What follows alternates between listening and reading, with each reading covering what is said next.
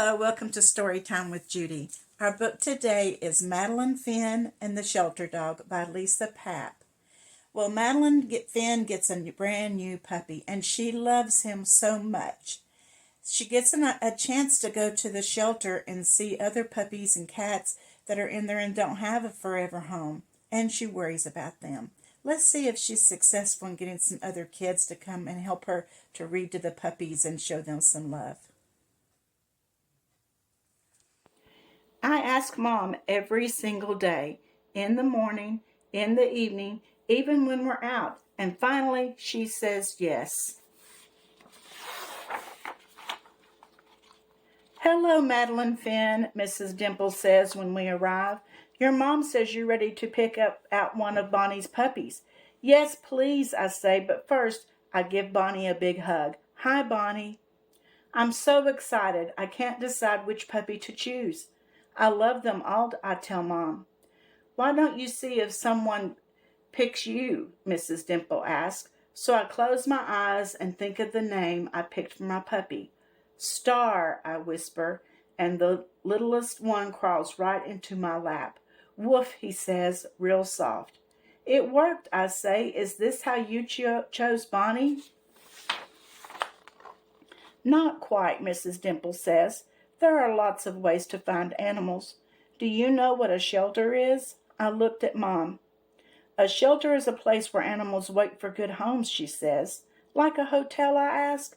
Sort of, Mrs. Dimple says, except that animals want homes where they can stay forever.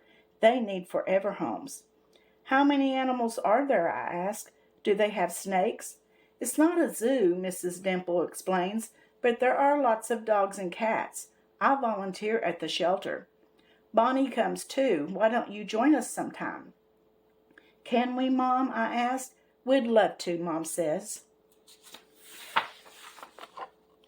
Before we go, Mrs. Dimple says, Madeline, Finn, you have a new job now with lots of responsibilities.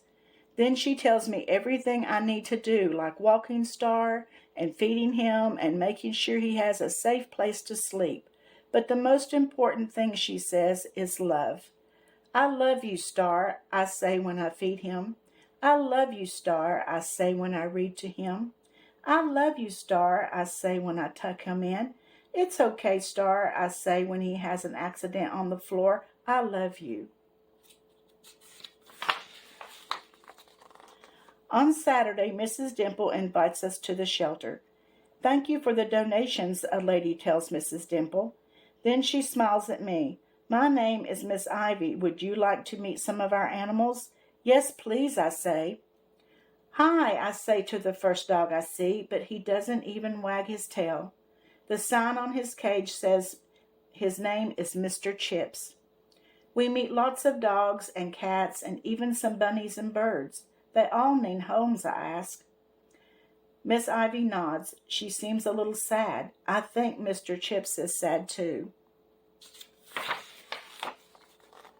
Mom, I ask when we get home, do shelter dogs get to play outside? Probably not as much as Star, she says. Do shelter dogs get to sleep under blankets? I'm not sure, honey. Mrs. Dimple said love was most important. I say, that's right, dear. Mom, does anyone tell the shelter dogs they love them? Mom is quiet. Then she gives me a big hug. Maybe you can show them. The next day, I rummaged through our linen closet. The sign at the shelter said they need towels, I say. Can we bring some? I bet they would like that, Mom says. Miss Ivy is happy to see us. Thank you, Madeline, Finn, she says. These will make soft beds for the animals. But when we leave, I noticed there weren't enough towels for all the animals, and Mr. Chips still looked sad. Before bed, I practice reading to Star. Then I whisper in his ear, I love you, Star. Woof, he says, real soft. When Mom tucks us in, I say, Star loves when I read to him. He sure does, sweetie. Mom, yes, dear. Does anyone read to the shelter dogs? In the morning, we talk with Mrs. Dimple about my new idea. Then Star and I spend all week collecting towels and blankets from the neighbors. I make special signs and Mrs. Dimple helps me hang them in the library. Saturday, 10 o'clock, come read to the shelter animals. Bring a blanket and a book. On Friday, I barely sleep. I'm so excited. When Saturday comes, I'm ready. So is Star. But when we arrive, it's just us. Nobody else came. I tell Star, "Woof," he says real soft. "I'm glad you're here," Miss Ivy says when I hand her the blankets and towels. "Why don't you get started?" I sit by the first dog. We're both a little nervous. But when I start reading, she wags her tail. The next dog perks up his ears when I read to him. Even the cats around the corner are listening. But after my 5th story, I'm still the only one here. I don't have enough books, I tell Miss Ivy, or enough blankets. "I know, Madeline Finn," she says. "I know." Then I hear footsteps. Bonnie comes first. Behind her are lots of kids with lots of books and lots of blankets. "Sorry we're late," I hear a parent say. "There was a crowd at the library checking out books." Miss Ivy shows everyone how to sit with the dogs and read to them. Pretty soon the shelter looks like a library. "Did everyone get a story?" I ask Mom. "I think so, sweetie, and a blanket." "Almost," Mrs. Dimple says. "Take a look." I peek around the corner. Mr. Chips didn't get a blanket.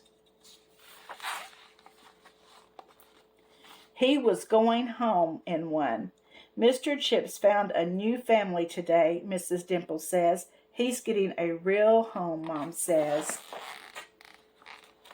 Well, that was certainly a good deed. How many of you have visited an animal shelter? If you go to an animal shelter, you'll see that the dogs and cats are really kind of sad in there.